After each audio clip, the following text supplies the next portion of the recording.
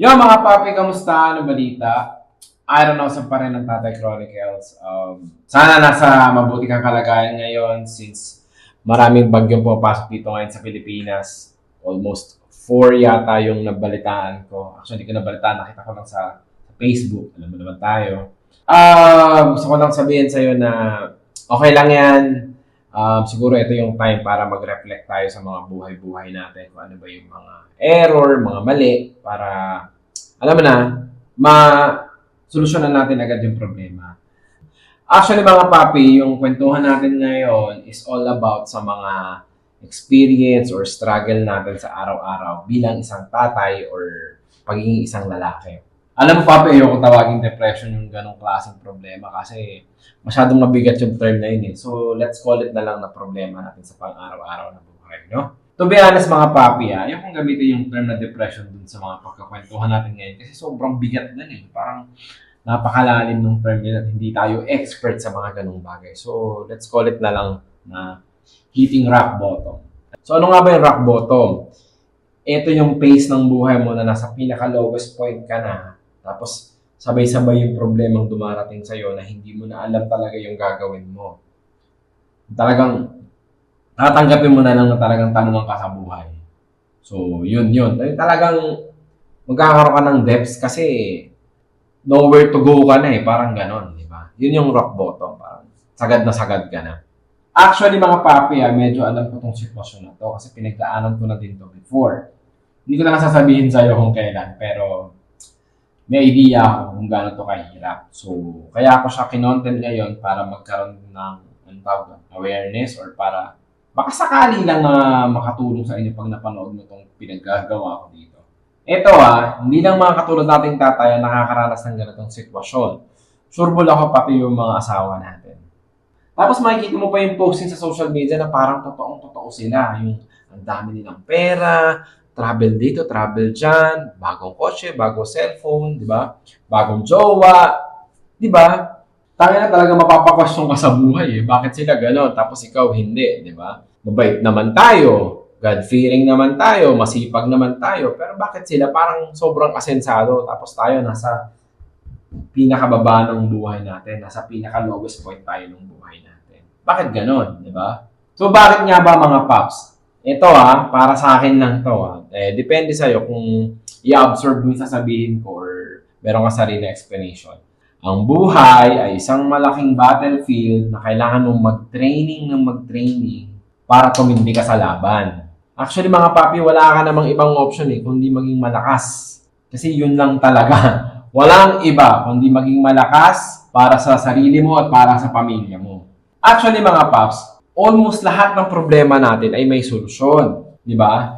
Nasa iyo na yan kung paano mo i-handle at paano mo siya i-figure out kung paano mo masusolusyonan. Ano problema mo ngayon? Pera? Parang ako, problema ko pera O anong ginagawa ko? Di nagtatrabaho ako. Gumawa ako ng mga small businesses, side hustles para magkaroon ako ng pera. Di ba? Kung hindi pa rin sapat yung ginagawa ko, ano pang dapat natin gawin? Di mangutang tayo. Pero bayaran mo din Puta, nakakaya sa utangan mo. Hindi, joke lang.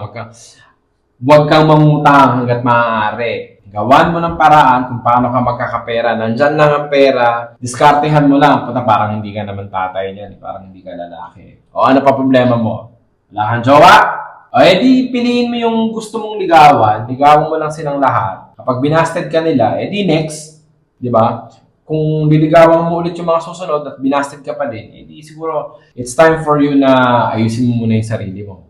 Gym ka, magpalay ka ng katawan, patubo ka ng balbas, pagpagwapo ka. Alam mo yun? Yun yung mga simpleng bagay na dapat na ginagawa natin para masolusyonan natin yung problema natin sa buhay. O ano pa isang problema mo? Wala kang trabaho? Ay di mag-aral ka, bukas ang internet, ang dami mong knowledge na pwedeng mag-gain dyan. So, unti-unti mag-aral, tapos i-apply mo lang, practice lang. Sabi ko nga kanina, mag-training ka ng mag-training, i-train mo yung sarili mo kung paano ka magkakaroon ng mga magandang skills na makakapag-acquire ka ng magandang trabaho. Diba? Ganun lang naman yun Pero syempre, it really takes time. Hindi pwedeng aral ka ngayon, bukas apply ka trabaho, puta ka tarantaduhan. Diba? Ano pang problema ang gusto mong solusyonan natin dyan?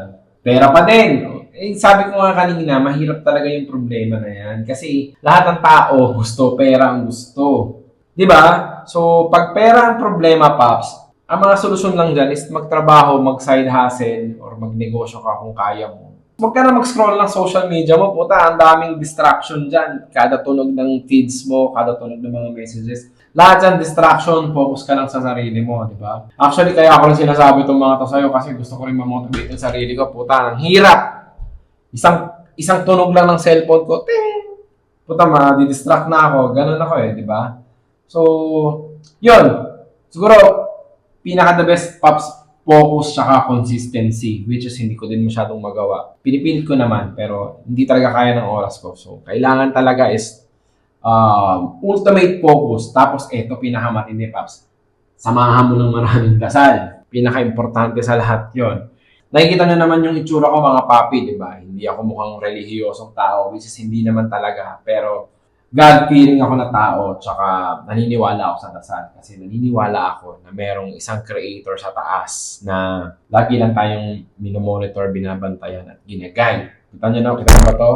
Gaganyan-ganyan, pero rosary yan, Pops. Malaking tulong sa akin kapag marami akong problema. Alam mo na kung paano siya gamitin, di ba? Actually, hindi mo naman kailangan ng ganito eh. Basta magdasal ka lang palagi, bigay mo na sa kanya lahat, offer mo na lahat, paubaya mo na lahat sa kanya. Siya nang bahala, gawin mo lang yung mga dapat mong gawin. Magiging maayos ang buhay mo, Pops. Maniwala ka sa akin. Yung rock bottom na yan, hanggang dyan lang yan. Kasi wala ka ng ibang pupuntahan. Nasasagad ka na. So, kung nasa ilalim ka na, ang next yan is paakyat naman. So, antay-antay ka lang. Pero syempre, huwag ka mag-stay put dun, no? Pag nandun ka, gawa mo ng paraan paano umakyat. Hindi basta tatanga ka lang dyan sa bahay, magsa-social media ka ulit or magmumukmuk ka dyan. Gawan mo ng paraan yung mga problema mo. Di ba? Kasi walang magsasave sa mga katulad natin kundi tayo din mga tatay or mga sarili natin. Kaya nga ako nagko-content ng ganito eh. Baka sakaling matulungan kita kung may problema ka eh. Di ba? I mean, maka-inspire man lang or kung hindi ka ma-inspire sa mga sinasabi ko, comment ka dyan.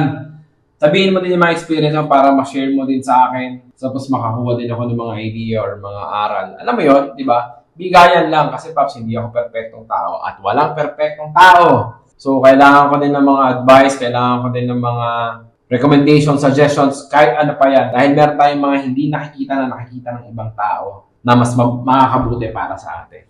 At yun mga papi. By the way, kung gusto mo ng mga ganitong klaseng content, Pops, feel free to follow. Kung nabubuisit ka naman sa mukha ko, pwede mo na ako i-block. Yun lang naman yun. So, medyo mahaba na yung kwento ko. Siguro next video na lang. Ingat palagi mga papi Palag lang sa buhay kahit masakit na yung mga likod natin. Okay? I don't know, Som, Tatay Chronicles.